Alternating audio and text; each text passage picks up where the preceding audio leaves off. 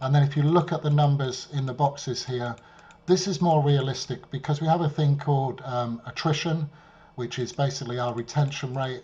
We don't keep all the people that join the network. Some people are on auto ships.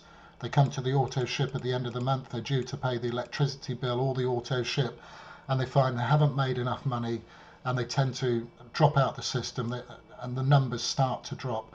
The guy at the top here, interestingly, I was approached by somebody very recently who was in a very well-known product, and he said to me, and it is a great product, great company, the products are great, and he said to me, my first question to him, in fact, was, what's your retention rate like?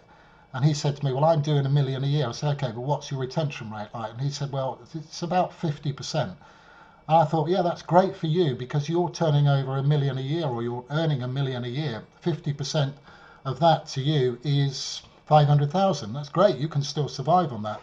But the guys at the bottom of the network here, who are maybe earning $200, $300, $400, $500 pounds a month, 50% of that really doesn't make it worth their while to be involved, and they start to drop out the system. And this I've seen in many things that I've been involved in.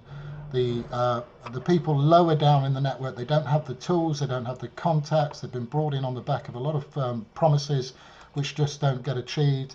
And then higher up in the network, people start to leave and incomes start to get affected because these people just don't stay in the program. You'll see by the crosses there, these are people leaving the network, they're looking for other things, you know, they go back to their day jobs because they've suddenly realized actually we can't make a full-time living online. And eventually it starts hitting the leaders, and then the general looks at his income and thinks, right, I'm losing, and something else is falling on his lap, so off he goes. He's going to set the network up again, but it just keeps repeating every single time.